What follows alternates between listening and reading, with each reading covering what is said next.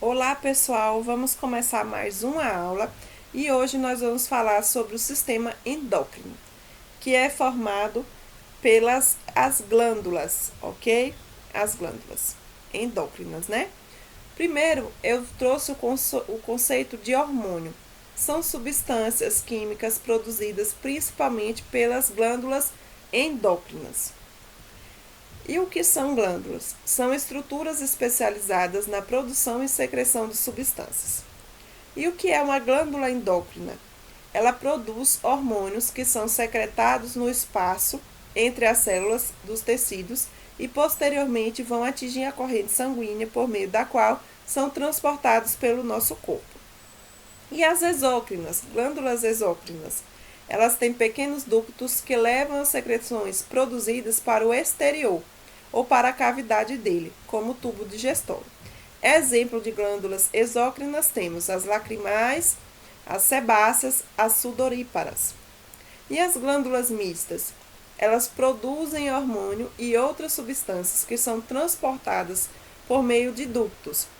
O pâncreas é um exemplo de uma glândula mista, pois produz o hormônio insulina e também o suco pancreático.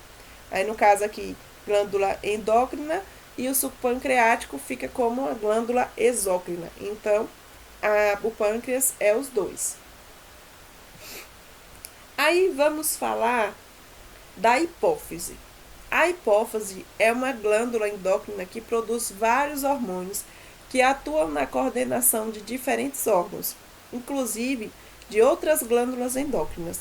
Por esse motivo, ela é chamada de glândula mestre. A parte central do sistema nervoso tem uma grande influência no controle da liberação dos hormônios da hipófise. E vamos ver os principais hormônios produzidos pela hipófise. São esses aqui, ó. Hormônio do crescimento, que vai estimular o crescimento e a divisão das células que compõem o corpo, como as dos ossos e dos músculos. Hormônio estimulante da glândula da tireoide, TSH, vai estimular a produção e a secreção de hormônios da tireoide. Hormônio folículo estimulante, FSH. Nas mulheres, esse hormônio vai agir sobre os ovários, onde há a produção de gametas e outros hormônios. Já nos homens, o FSH vai estimular a produção de espermatozoide nos testículos. Hormônio luteinizante, LH. Nas mulheres, esse hormônio vai estimular o ovário a liberar o ovócito, o gameta feminino, e a produzir determinados hormônios. Já no homem, o LH estimula o desenvolvimento dos tecidos e a produção de hormônios secretados por esse órgão.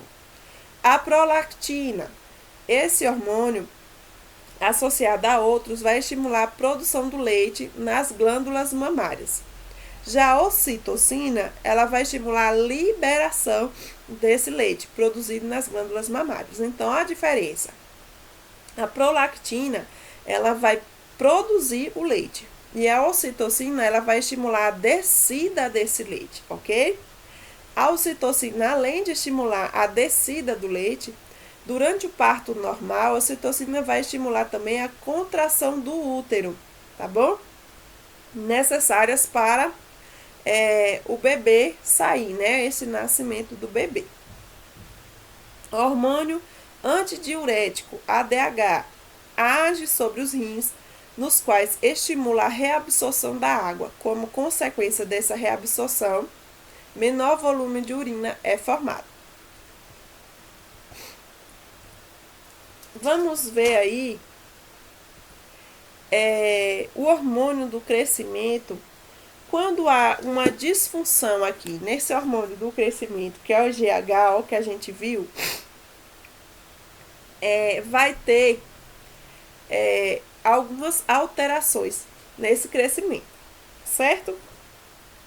Ó, quando a produção do GH, que é o hormônio do crescimento, é muito pequena, né, menor do que o normal, a pessoa ela vai apresentar nanismo, ou seja, vai ser um anão, tá bom?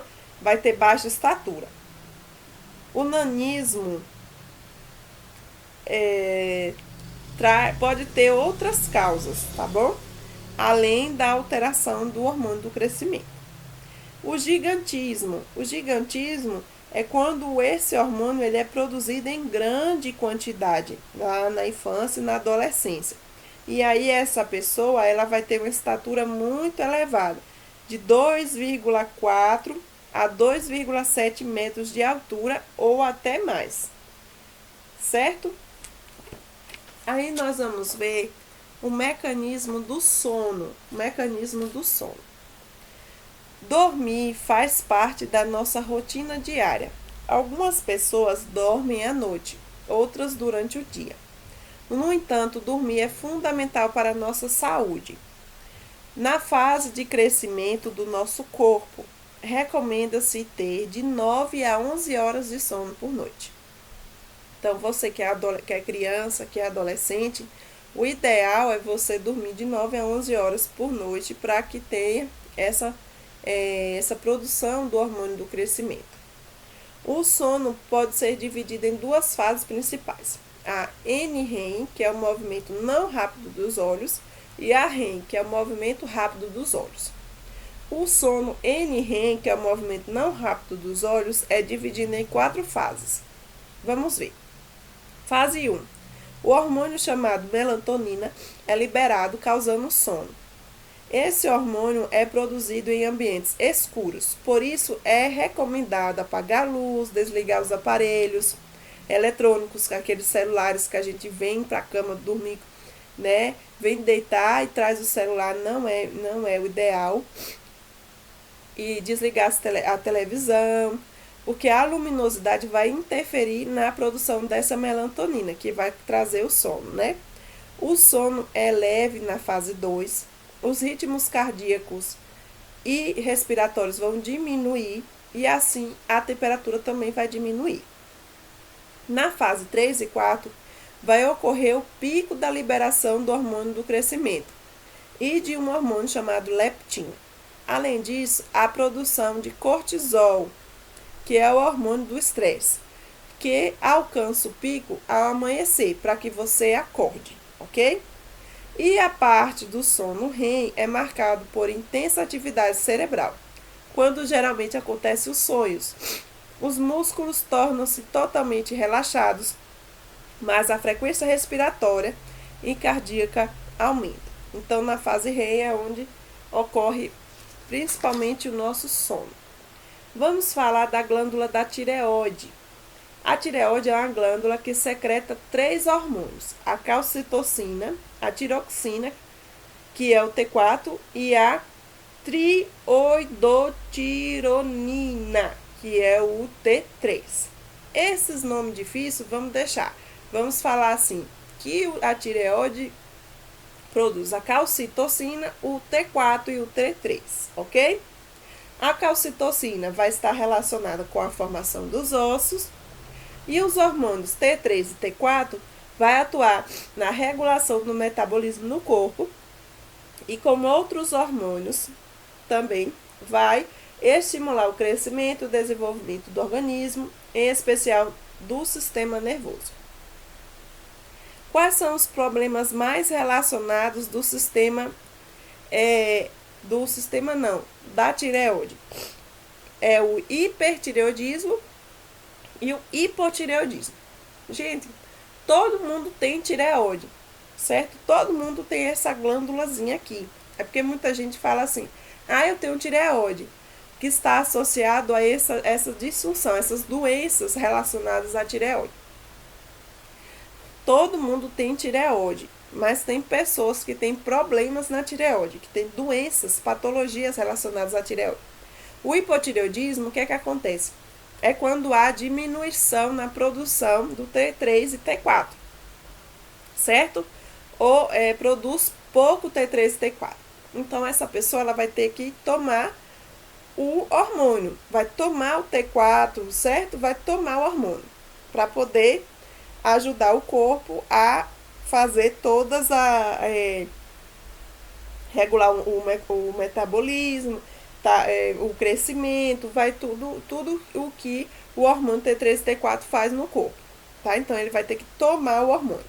Já quem tem hipertireoidismo, ele vai tomar um remédio para controlar essa produção de hormônio. Por quê? Porque o hipertireoidismo é o aumento da produção de T3 e T4. Tem muita produção de T3 e T4.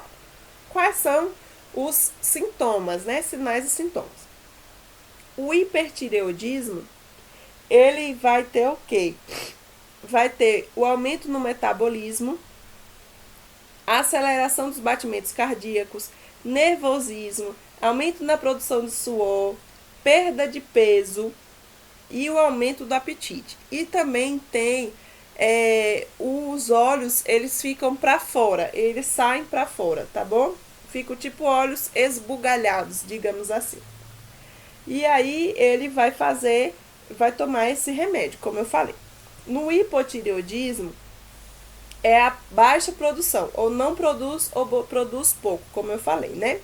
E aí o bócio é um dos sintomas do hipotireoidismo. Ele ocorre em casos mais graves e resulta principalmente na falta de iodo no organismo. Quando isso acontece, a tireoide vai inchar, causando o acúmulo de substâncias que seriam utilizadas para a produção dos hormônios T3 e T4. Os principais sintomas do hipotireoidismo são sonolência, cansaço, ganho de peso, ou seja, são pessoas gordinhas, que sentem muito sono, que se sentem cansadas, bastante cansadas, a diminuição dos batimentos cardíacos, então os batimentos vão estar ali em 60, 65, não vai estar os batimentos acelerados demais. E o aumento do colesterol no sangue. Em alguns casos, o hipotireoidismo pode contribuir para a ocorrência de depressão, certo? Eu tenho um hipotireoidismo e existem casos e casos. No meu caso, eu nunca fui gordona, né? Nunca fui gordona. Consegui me desenvolver porque também está relacionado com o crescimento, né? Eu consegui crescer bastante. Já os meus batimentos cardíacos realmente são baixos, a minha pressão arterial é baixa, tá? O meu metabolismo, ele é lento realmente, né? Mas eu não tenho aumento do colesterol, porque fazer o exercício físico também está auxiliando nessa parte do aumento de colesterol, tá bom? Aí, ó, o sal iodado. O que é que aconteceu? No início do século XX, no Brasil, muitas pessoas tinham bócio, principalmente causado pela falta de iodo na alimentação. Essa ocorrência começou a diminuir entre as décadas de 1950 e 1970, pois nessa época o governo brasileiro instituiu a lei que obrigava o fabricante de sal a adicionar o iodo. Assim, a população passou a ingerir maior quantidade de iodo, que fez diminuir os bócios.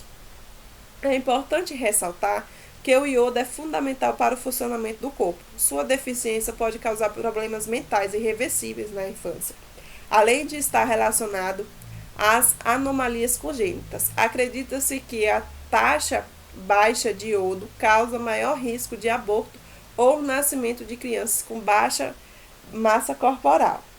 Mas também é preciso ressaltar que não é necessário exagerar no sal para alcançar os níveis adequados de iodo.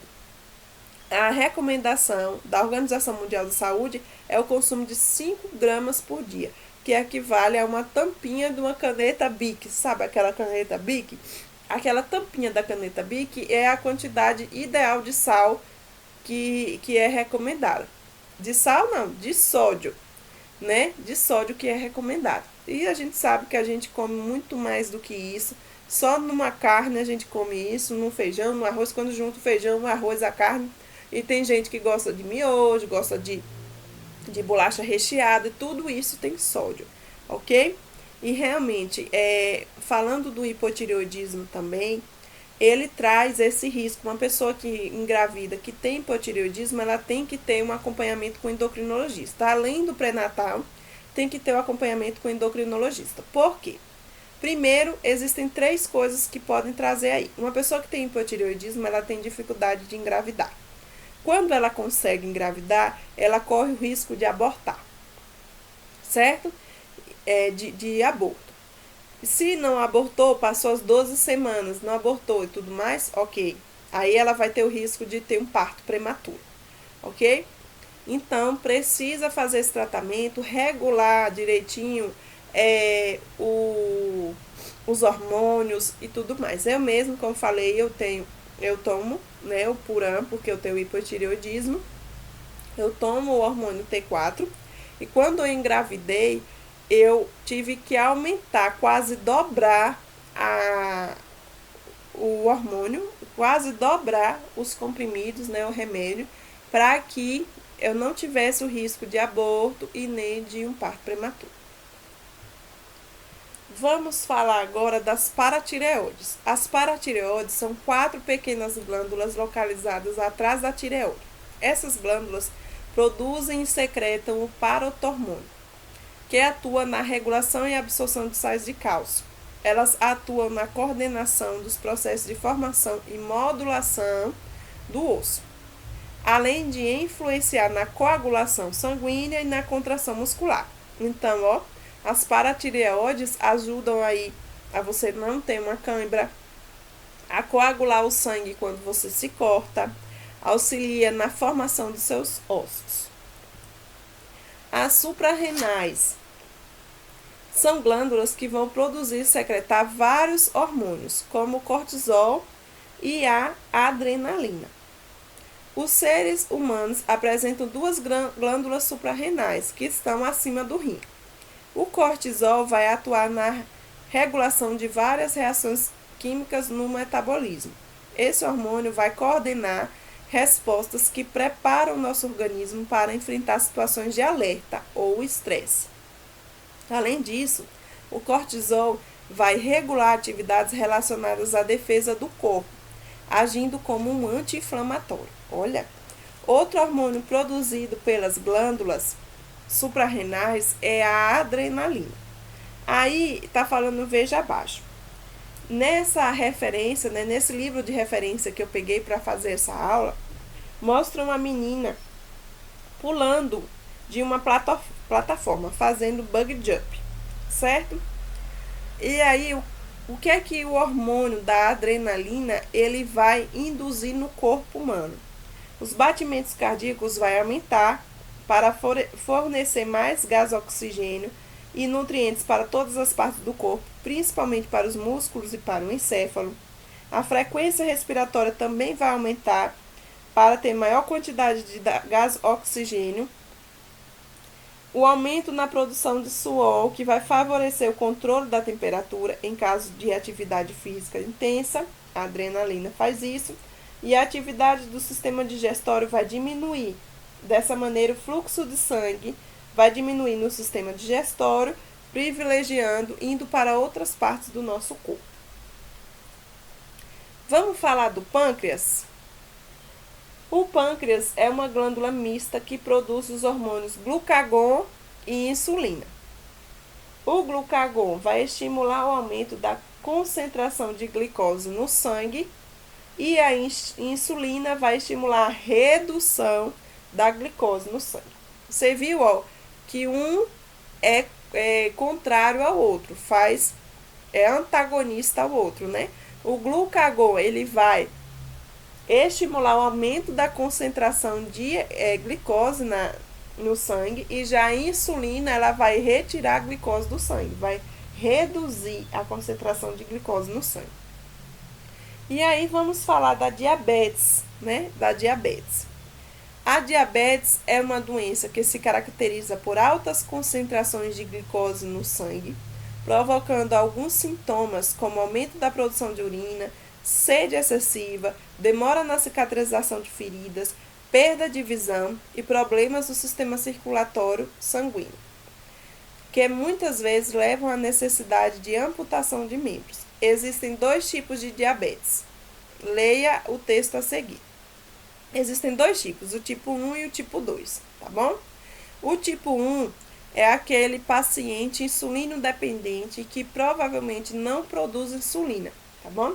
As suas células pancreáticas não vão conseguir produzir insulina. E aí vai ficar o acúmulo de sangue ou de glicose no sangue, não é isso? Então, essa pessoa ela vai ser insulino dependente, ela vai precisar tomar insulina aquela insulina. Tem a regular, tem a NPH, que são as mais utilizadas, não é isso? Então, ele vai precisar tomar as doses dessa insulina todo dia. Ela também é conhecida como a insulina, a diabetes infanto-juvenil, porque geralmente ela desenvolve na infância e na adolescência.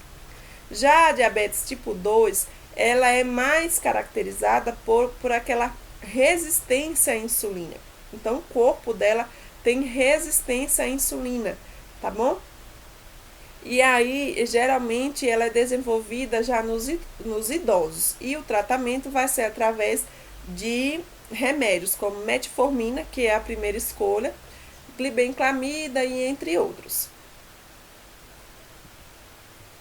Aí, a gente falou aí, ó, da insulina sintética, que é a NPH ou a insulina regular. A pessoa, ela vai tomar aqui, né, essa insulina 3 vezes ao dia, né, a regular 3 vezes ao dia, e NPH geralmente toma de manhã e à noite. E tem que fazer aí o rodízio no deltoide, aqui na região periumbilical e na região aqui da perna, também pode estar tomando. Os testículos. Os testículos fazem parte do sistema genital masculino. O principal hormônio produzido pelos testículos é a testosterona, que vai estimular a produção de espermatozoide e o desenvolvimento de características masculinas, como o crescimento dos pelos no corpo. E os ovários. Os ovários fazem parte do sistema genital feminino. O hormônio produzido pelos ovários são o estrógeno e a progesterona. O estrógeno vai estimular o desenvolvimento de órgãos genitais femininos e as características femininas, como o desenvolvimento dos seios. A progesterona vai preparar as glândulas mamárias para a produção do leite e, junto ao estrógeno, vai preparar o útero para a gravidez. Eu retirei essas imagens e a base de toda a explicação da aula foi do Trilha Sistema de Ensino, Ensino Fundamental 2, o livro do 8º ano. Ok? Muito obrigada.